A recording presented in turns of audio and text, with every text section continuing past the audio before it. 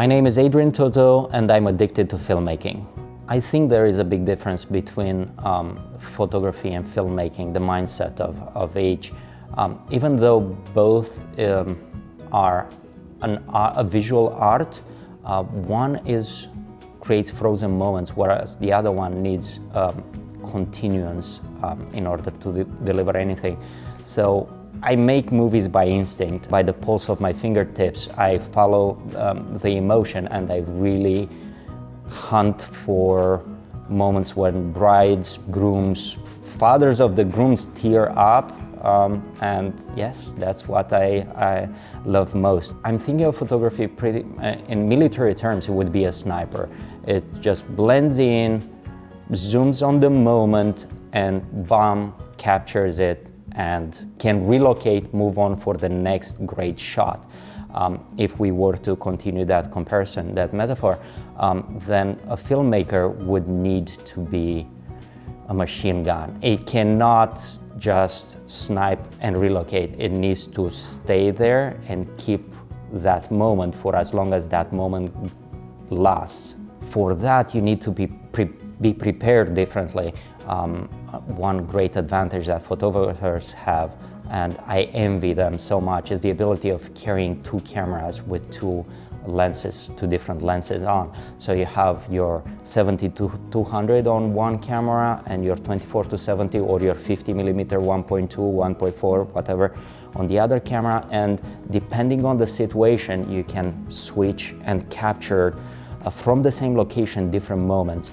With us, with filmmaking, that's not quite possible. That means that you have to have a much better game plan. You cannot be as fluid as the photographers are.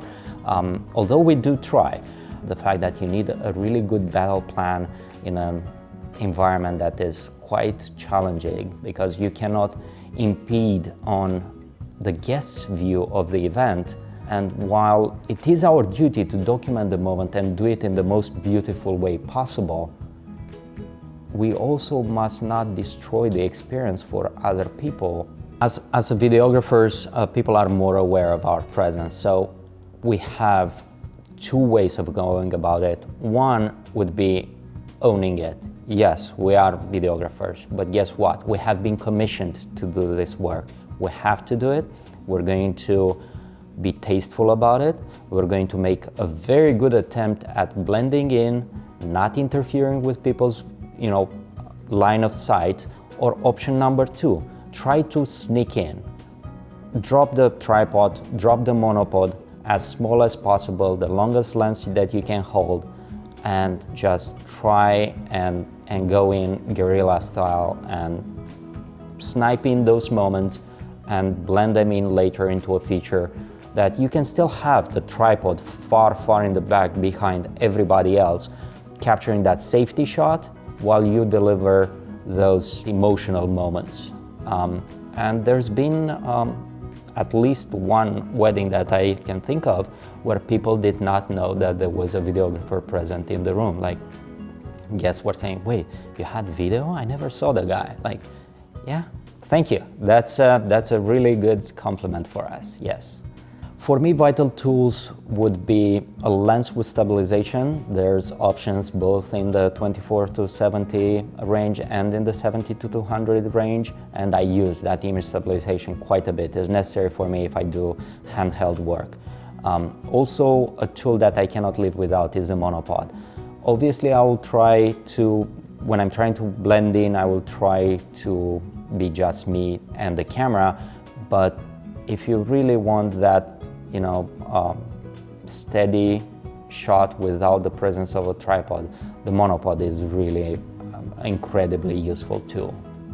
An assistant is worth their weight in gold. A good assistant that can run sound, that can handle lenses when they need to be, or that can babysit a camera on a tripod, doesn't even need to be a filmmaker. One assistant a little bit technically inclined that can focus, can start or stop a recording, change a battery, change a memory card.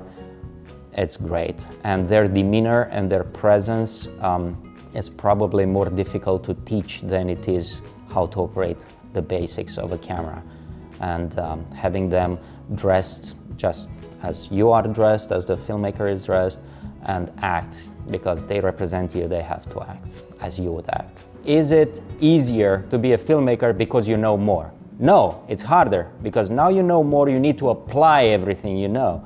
If you didn't know those things, then you would just turn on the camera, point it in the right direction, hope for the best. That would be easy, but no, now you know about color temperature, so you need to match it. You have two cameras, they need to talk to each other and they need to match the same color temperature. You know more about shallow depth of field. You took some great photographs with shallow depth of field. Well, now you cannot put up with f5.6, you need that 1.2 footage. Shooting video at 1.2, not as easy, particularly if your subject is moving, but you still want it, so no, it's not easier. Knowledge does not make things easier, it makes them more complicated because you want more out of your gear. One of the great advantages of being a photographer transitioning into filmmaking is the fact that you already know what the photographer is going to do, how the photographer is going to misbehave or well behave.